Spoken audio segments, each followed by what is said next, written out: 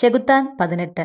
തിരികെ വീട്ടിലെത്തിയതും സുജാതയും ഭർത്താവ് കൃഷ്ണനും കൂടി തറവാട്ടിൽ പോയപ്പോൾ ഉണ്ടായ കാര്യങ്ങളെപ്പറ്റി ചർച്ച ചെയ്തു.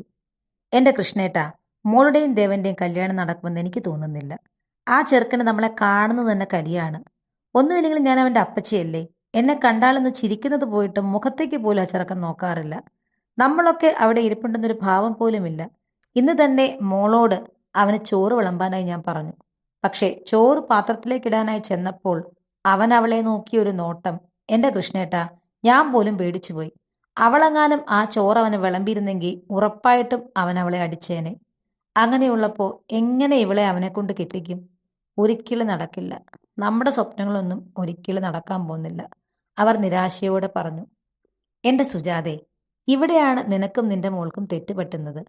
അവനൊന്ന് പേടിപ്പിച്ചാൽ പേടിക്കാതെ ആ ചോറ് വിളമ്പി കൊടുക്കണമായിരുന്നു. ചിലപ്പോൾ അവനൊന്ന് തല്ലുമായിരിക്കും, അത് സാരമില്ല. ആ തല്ലിലൂടെ ഒരുപക്ഷെ അവനുമായിട്ട് അടുക്കാൻ പറ്റിയേനെ, അയാൾ പറഞ്ഞു. പിന്നെ അച്ഛൻ ഇങ്ങനൊക്കെ പറയും, കാരണം ഞാനല്ലേ തല്ലുകൊള്ളേണ്ടത്. എന്നെ കൊണ്ട് തല്ലുകൊള്ളാനൊന്നും വയ്യ. എനിക്ക് അയാളെ കിട്ടുകയും വേണ്ട. ഇത്രയും വലിയൊരു കൽപ്പന എനിക്ക് വേണ്ട, അനഘ പറഞ്ഞു. അതെ അതെ, കിട്ടാത്ത മുന്തിരി പുളിക്കുമെന്ന് പണ്ട് നാട്ടുകാർ പറഞ്ഞിട്ടുണ്ട്, അവളെ കളിയാക്കി ആനന്ദ്. അതെ, നീ ഒരുപാടങ്ങ് കളിയാക്കണ്ട. അവിടെ ചെന്ന് ആ പെൺകൊച്ചിനെ നീ വായി നോക്കുന്ന ഞാൻ കണ്ടതാ. അതിന് നിന്നെ വാൺ ചെയ്യാൻ വേണ്ടിയല്ലേ ചേട്ടൻ മുറിയിലേക്ക് നിന്നെ വിളിപ്പിച്ചത്. അവിടുന്ന് പുറക്കിറങ്ങിയപ്പോട്ട് നിന്റെ മുഖം അതൊന്ന് കാണേണ്ടത് തന്നെയായിരുന്നു. അവളും വിട്ടുകൊടുത്തില്ല. പെട്ടെന്ന് ആനന്ദിന് ദേവന്റെ വാക്കുകൾ ഓർമ്മ വന്നു. പിന്നീട് ഒന്നും പറയാൻ നിൽക്കാതെ അവൻ വേഗം കഴിച്ചിട്ട് അവിടുന്ന് എഴുന്നേറ്റ് പോയി. സുജാതെ, ഏത് പെണ്ണിന്റെ കാര്യമായി ഇവള് പറഞ്ഞത്?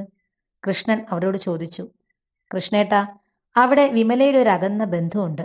പുറംപണിക്കായി നിർത്തിയിരിക്കുകയാണ്. പക്ഷേ സുന്ദരിയാണ്. സുന്ദരി എന്ന് പറഞ്ഞാൽ പോലും കുറഞ്ഞു പോകും.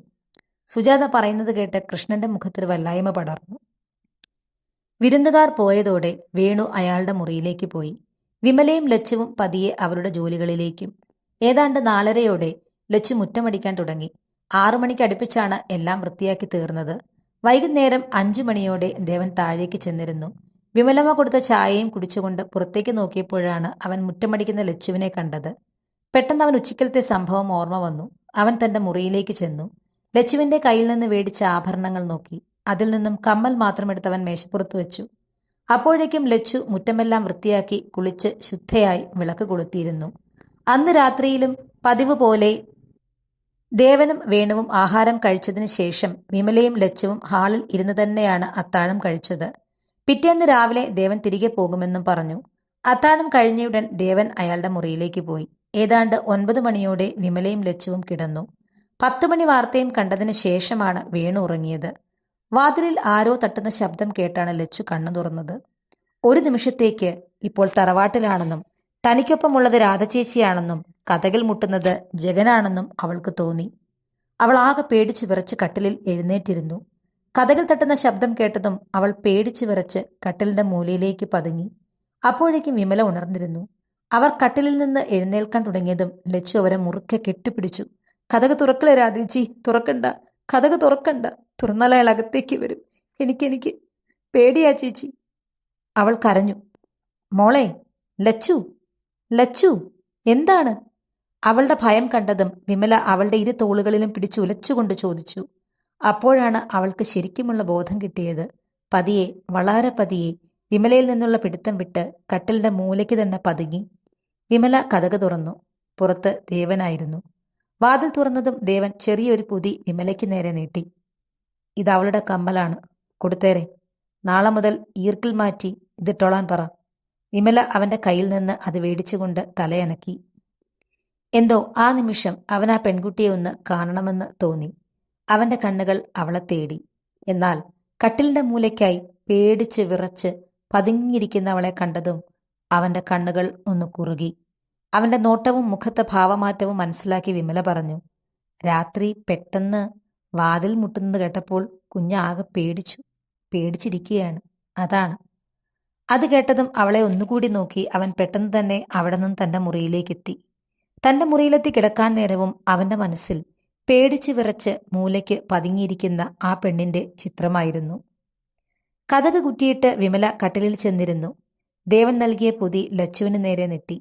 എന്നാൽ ആ പൊതി മേടിക്കുമ്പോഴും അവളുടെ കൈകൾ വിറച്ചു. അത് വിമല ശരിക്കും കണ്ടു. എന്താ മോളെ, എന്തിനാ ഇങ്ങനെ പേടിക്കുന്നത്? കതക് തുറന്നാൽ അകത്തേക്ക് കയറി വന്ന് ആര് മോളെ ഉപദ്രവിക്കുമെന്നാണ് ഈ പറയുന്നത്? വിമല ലച്ചുവിനോട് ചോദിച്ചു. എന്നാൽ മറുപടി ഒരു പൊട്ടിക്കരച്ചിലായിരുന്നു.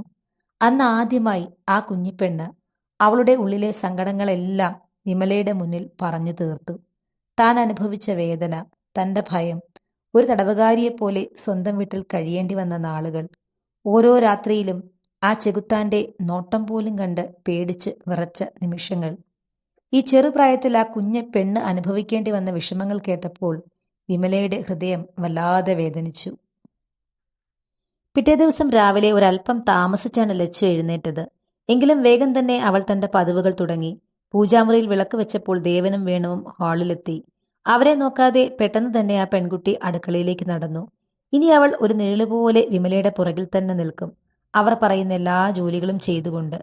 പ്രാതൽ കഴിച്ച ഉടൻ തന്നെ ദേവൻ പോകാനായി ഇറങ്ങി. ഞാൻ നേരെ ഡൽഹിക്കാണ്. അവിടെ കുറച്ച് അത്യാവശ്യ ജോലികൾ ചെയ്യാനുണ്ട്. എന്നെ എയർപോർട്ടിൽ വിട്ടിട്ട് ഏതാണ്ട് ഉച്ചയോടെ ഡ്രൈവർ തിരിച്ചെത്തും. അപ്പോഴേക്കും അച്ഛൻ പോകാനായി റെഡിയായി നിന്നോളൂ, വേണുവിനോട് പറഞ്ഞുകൊണ്ട് ദേവൻ ഇറങ്ങി. 11 മണിയോടെ ദേവൻ എയർപോർട്ടിലെത്തി. ഉച്ചയ്ക്ക് 1 മണിക്കാണ് ഫ്ലൈറ്റ്. പെട്ടെന്ന് തന്നെ ചെക്ക് ഇൻ ചെയ്ത് ബോർഡിംഗ് പാസ് എടുത്തു. എയർപോർട്ടിൽ വെറുതെ ഇരുന്നപ്പോൾ തന്റെ മൊബൈൽ നോക്കാൻ തുടങ്ങി. തറവാട് പുതുക്കി പണിഞ്ഞപ്പോൾ മിക്കവാറും എല്ലായിടത്തും CCTV വെച്ചിട്ടുണ്ട്. ക്യാമറയുടെ വിഷ്വൽസ് അവന്റെ ഫോണിൽ എടുക്കാൻ പറ്റും. അവൻ ഫോണിലൂടെ CCTV വിഷ്വൽസ് ചെക്ക് ചെയ്യാൻ തുടങ്ങി. രാവിലെ മുതൽ റെക്കോർഡായ പോർഷൻസ് അവൻ നോക്കി. വെളുപ്പിന് 6 മണിക്ക് തന്നെ മുറ്റമടിക്കുന്ന ലച്ചുവിനെ അവൻ കണ്ടു. അവൻ അവളെ തന്നെ നോക്കിയിരുന്നു, അവളുടെ ഓരോ പ്രവൃത്തികൾ. വിളക്ക് കൊളുത്തിയതിനു ശേഷം അടുക്കളയിൽ കയറുന്ന പെണ്ണ് പിന്നെ അവിടെ നിന്ന് ഇറങ്ങുന്നേയില്ല. അടുക്കളയിലും CCTV ഉണ്ട്. അവൻ അവളെ തന്നെ നോക്കിയിരുന്നു. സംസാരമേ ഇല്ല പെണ്ണിന്. വിമലേച്ചി എന്തെങ്കിലും ചോദിച്ചാൽ അതിനുള്ള മറുപടി മാത്രം.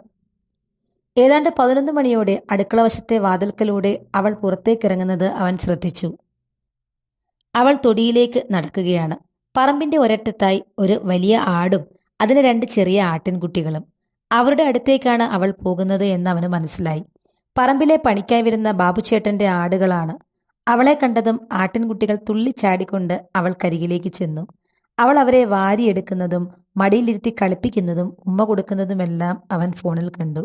എന്തൊക്കെയോ അവരോട് സംസാരിക്കുന്നുണ്ട് പെണ്ണ്. അപ്പോൾ ഇവക്ക് മനുഷ്യന്മാരോട് മാത്രമേ സംസാരിക്കാൻ പറ്റാതുള്ളൂ.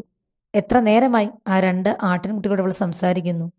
എന്തായിരിക്കും ഇവള് ഈ ആട്ടിൻകുട്ടിയോട് പറയുന്നത്? ഫ്ലൈറ്റിന്റെ അനൗൺസ്മെന്റ് കേൾക്കുന്നത് വരെ അവൻ തന്റെ ഫോണിൽ അവളെ തന്നെ നോക്കിയിരുന്നു. വിമല, ആ കുട്ടി എവിടെ? വേണു വിമലയോടായി ചോദിച്ചു. ഇത്ര നേരം ഇവിടെ ഉണ്ടായിരുന്നു, ഇപ്പോൾ തൊടിയിലേക്ക് ഇറങ്ങി. ബാബുവിന്റെ ആട്ടിൻകുട്ടികളെ അയാൾ തീറ്റിക്കാനായി കൊണ്ടുവരില്ലേ, അവരുടെ അടുത്തുണ്ട്. ആ കുഞ്ഞിന് അച്ഛനും അമ്മയും സഹോദരങ്ങളും ഒന്നുമില്ലേ? വേണു ചോദിച്ചു. അച്ഛൻ്റെയും അമ്മയുടെയും ഒറ്റ മോളായിരുന്നു സാറേ. 2 പേരും മരിച്ചു. ഒരു പാവം കുട്ടിയാണല്ലേ വിമലെ? സാധാരണ ഈ പ്രായത്തിലുള്ള കുട്ടികളൊക്കെ എന്തുമാത്രം ബഹളം വെച്ചാ നടക്കുന്നത്. ഇവിടെയാണെങ്കിൽ ഇങ്ങനെ ഒരു കുഞ്ഞ് ഈ വീട്ടിൽ ഉണ്ടെന്ന് പോലും ആർക്കും അറിയാൻ കഴിയില്ല. പിന്നെ അവളുടെ കമ്മലിന്റെ കാര്യം എന്തായി? അയാൾ ചോദിച്ചു. അത് സാറേ, എൻ്റെ കയ്യിലുണ്ടായിരുന്ന ഒരു കമ്മൽ ഞാൻ തപ്പിയെടുത്ത് കൊടുത്തിട്ടുണ്ട്. വിമല പറഞ്ഞതും വേണു പെട്ടെന്ന് തന്നെ ആഹാരം കഴിച്ച് ഇറങ്ങി. ജഗന്റെ നിർദ്ദേശപ്രകാരം ഫയലുകൾ എല്ലാമായി ആനി ആശുപത്രിയിൽ എത്തി. എല്ലാം അവൻ ചെക്ക് ചെയ്തു. അവൻ കിടപ്പിലായതുകൊണ്ട് തന്നെ ബിസിനസ്സിൽ ചെറിയൊരു മങ്ങലുണ്ട് എന്നല്ലാതെ വലിയൊരു തകർച്ചയിലേക്കൊന്നും ബിസിനസ് പോയിട്ടില്ല. അതുകൊണ്ട് തന്റെ ബിസിനസ് തകർക്കാൻ ശ്രമിക്കുന്ന ഒരാളല്ല ശത്രു എന്ന് അവന് മനസ്സിലായി. അയാളുടെ ലക്ഷ്യവും ലച്ചുവാണോ എന്ന സംശയം അവനിലേക്കെത്തി. ബിസിനസ് തകർക്കാനായി ആരെങ്കിലും എന്തെങ്കിലും ചെയ്യുന്നത് പോലെ തോന്നുന്നില്ല. എന്നോട് ശത്രുതയുള്ള ആരോ ആണ്. പക്ഷെ അവർക്ക് ലച്ചുവും വേണ്ടപ്പെട്ടത് തന്നെയാണ്. അതാരാണെന്ന് കണ്ടെത്തണം.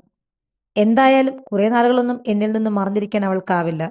എന്റെ ഈ അവസ്ഥയിൽ അവൾക്ക് പങ്കുണ്ട് എങ്കിൽ അവളുടെ ജീവിതം ഇനി നരകതുല്യമായിരിക്കും. പല്ലുകടിച്ച് ദേഷ്യത്തോടെ പറയുന്ന ജഗനെ നോക്കി ആനിയിരുന്നു. ജഗന് അപകടം പറ്റിയതിൽ സങ്കടമുണ്ട്. പക്ഷെ എന്നാലും ആ പാവം പെൺകുട്ടി രക്ഷപ്പെട്ടു എന്നോർക്കുമ്പോൾ ഒരു സന്തോഷവും.